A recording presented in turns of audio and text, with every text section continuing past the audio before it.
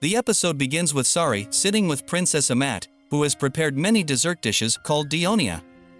When Sari tastes them, she is amazed because desserts are her best way to relieve stress from her studies. She tells the princess that they are very sweet and delicious, not knowing that the princess is skilled in making desserts. Although she lacks magical powers, she has mastered the art of preparing her favorite sweets. When she bakes with love, it makes everyone smile, which brings her great joy. Sari is impressed and tells her that these desserts are her true magic, the reason for their deliciousness. The princess is overjoyed as Sari's words are like magic to her. Sari asks her to teach her baking today, and the princess agrees because she feels she wants to prepare something for a nobleman. Sari feels embarrassed by her words because she wants to prepare these sweets for the king. At that moment, Commander Yermo arrives, sensing a clever scent. The princess gives him a piece of the dessert, but he refuses to take it as he needs to train a little. Then he asks Sari to come with him as he has something to discuss with her. Sari goes with him, and he informs her that there is a royal council where the king has gathered with his top followers in the council room. The chancellor requested her presence to join them, which surprises Sari because the chancellor asked for her specifically. The commander tells her to understand that his father, the chancellor, often speaks harshly, and she shouldn't blame him for being upset with him. However, everything he does is to defend the king as he has served the royal family for generations. He will do anything to protect the king's throne, even if it means challenging the king's management. Afterwards, we see the king and his followers, along with Sariphi, who has become their official queen. The king notices a significant change in the chancellor and informs him that he has only taken his strong feelings into consideration in this matter, but he still wishes to impose certain conditions. He should not dare to choose their future queen, as a sudden human introduction signifies a previous sacrifice and a lack of noble status. This would lead to great chaos in the kingdom. Sariphi must make herself the most adept wife in their history and abide by the tradition of contracting with a sacred beast when she marries, controlling one of these divine envoys, which symbolizes royal authority. When the king hears all of this, he becomes angry and tells him that Sariphi does not possess magical powers. If she were to do such a thing, it would consume her life. However, he must know all of this already. But that's not all. If she accidentally summons an evil genie, she will be captured. Since she lacks the ability to resist, she will remain in hell forever, even unable to die. The chancellor informs him that he will not impose this matter on her, as Lady Sariphi is free to make her own decision. This angers the king even more, as it is unthinkable for him to accept such baseless suggestions. He is the one who chooses his queen. Then he takes her away from this place and assures her that he will make them accept her, no matter what happens. He will not let anyone stand in their way. Sariphi hesitates because if she does that, it will create chaos in the kingdom. The king tells her not to think about matters that do not concern her, as he will protect her from them. Sariphi is reassured by his words. Afterwards, Sariphi sits with Q and Lop, and they tell her that there is no need for her to expose herself to danger as the majesty of the king will resolve the matter. Sariphi thanks them. Then she asked about their good treatment, and they told her that the king had saved them, the weak ones from the Cyclopean tribe.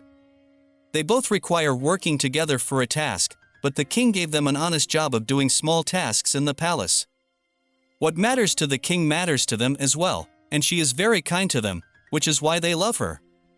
The next day, the commander is leading the training, where his men are training vigorously. He never wants them to slack off because it's just training. They must be attentive to their opponent, as random sword strikes will never hit the enemy. Sariphi watches them from the window and sees that everyone is fulfilling their role, each in their own way, caring about the king's matter. She keeps thinking about what she herself is doing because her actions could put His Majesty in a difficult situation and cause him to lose a lot. Then she remembers when she was close to being sacrificed among the king's sacrifices. She was the 99th sacrifice, but the king did nothing for her. Since then, she has been trying to do anything to stay by the king's side. The next day, the king hurries to the meeting room and sees Sariphi signing the conditions with her own blood. He becomes very angry and asks her about what she has done. She apologizes to him because she made her decision. She had always been thinking of ways she could help him. I have been doing my utmost to think of new ways to assist you. Finally, I have found the right way, and I believe this is the right thing to do now. The method is that I need to gain everyone's acceptance. Everyone must love me, and this love comes through my treatment of them. And now, Your Majesty, I promise to devote myself to you entirely." At that moment, the queen crocodile watches her, shocked because Sariphi could die at any moment. It is a great risk. Moreover, if her plan fails, an evil jinn may possess her, and she would be unable to escape from it. Sariphi continued to perform some rituals and utter strange words, relying on this book. However, before she could finish her speech, something extremely peculiar happened. Her strength began to diminish gradually, and she fell to the ground. Suddenly, an incredibly strong force pushed her back, and now she felt extremely exhausted and unable to control herself. Yet, she did not lose hope and tried again, clutching the book. However, the ground expelled her once more, but this time with greater force than before. She was now immobilized, recalling the king's words that she couldn't do it because he wanted her to be his queen as he loved her deeply. She also remembered when she was with him and told him about this idea she wanted to pursue, but the king became very angry and warned her not to do it, as it posed a great danger to her life. Nevertheless, she insisted that she had done nothing and that she wanted to protect him in any way possible, doing everything within her power. Returning to reality, Sariphi continued her attempts for the third time, but now she was in danger because a human could only perform these rituals twice a day, and if she failed this time, it could jeopardize her life. She decided to repeat the same action she had done earlier, but unfortunately, it never succeeded. The queen crocodile became concerned and rushed to save her, but then this guardian appeared and prevented her from entering. Sariphi pleaded with him intensely, but he completely refused. She kept trying repeatedly, and each time the ground expelled her and threw her far away. Until finally, the king came to her and took her, but the minister informed him that the mentioned covenant stipulated that no one should assist her, not even the king himself. He was unable to do so now. Control. But the king looked at her with a furious glare and informed her that he wouldn't help her. Instead, he wanted her to rest for a while. He took her and led her to his private chamber, where he told her that she had done everything in her power and tried everything but had ultimately failed. He warned her that if she attempted this again, it would cost her life. Sariphi told him that her life had no meaning or value and that she wanted to protect him and sacrifice her life for him. This made the king very angry upon hearing it, and he held her hand because he loved her and didn't want her to lose her life. She was extremely important to him. The next morning, Sariphi went to the platform once again in the presence of the king and some officials. She continued her rituals until she finally succeeded. It was an immense and powerful force that shook the entire place, with fire engulfing everything and capable of burning anyone. Sariphi didn't give up and took the book again, completing the rituals until the end because she wanted to be by the king's side. The king said when she attempted to perform the incantation, the sacred beast is tied to the weak and corrupt hearts of its master, and those who deny the future cannot see. So, have hope, Sariphi, and do your best to summon this sacred beast, so you may live with His Majesty. Suddenly, the sacred beast emerged, but surprisingly, it was a small bird. After that, Sariphi lost consciousness, and the king thanked her for her tremendous effort, stating that she had done well. The bird then began to eat a lot of food, consuming everything presented to it, leaving everyone astonished and perplexed. When they stared at the bird in surprise, it asked them why they were gawking, wondering if they wanted to fight and threatened to strike them. No one understood a word it said. They informed the bird that the meal was supposed to help Sariphi regain her strength, so it should stop eating for a while. The queen reassured them, saying it's okay to let it eat since it had gone through the trouble of coming here for her. The bird then informed them that it was not an ordinary beast, but a sacred one. I am the only one who possesses the powers of eternity and renewal. You can call me Bino the Great, the one and only phoenix bird. You are astonished and mock me because I don't resemble a phoenix. Let me inform you that I used to be a sacred bird with golden and crimson feathers. People described me as the most beautiful and noble sacred beast. Sariphi is delighted by this, and I proudly tell her that it's true. Someone as important as myself wasted their time on a small human girl like her. Now that she realizes that, she should show me some respect. Suddenly, King Anubis's advisor enters and informs Sariphi that this frail and disgusting creature cannot be the sacred envoy of the phoenix. The queen tells them that it was the advisor himself who informed her of that.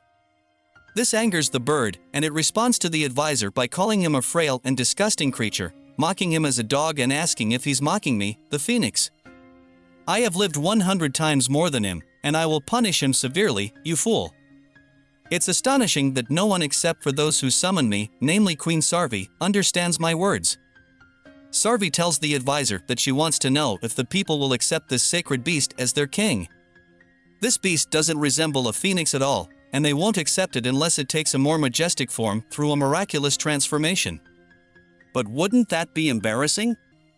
The bird, unable to fly, leaves them and goes away. The guards wonder if it was wise for the advisor to say that. It seems that the sacred beast has exhausted its divine power long ago and is just a shell of its former self. However, if they are very concerned, why don't they come up with a plan themselves? Moving on to the bird and Queen Sariphi, she tries to teach it how to fly and tells it that fledglings learn to fly by observing their parents. The bird gets angry at being called a fledgling. Then Sariphi jumps in that attire to teach it how to fly, but she falls and hits the ground. She tries repeatedly with the bird so that it can attempt to fly, but without success. However, all efforts are in vain, and the bird becomes hopeless.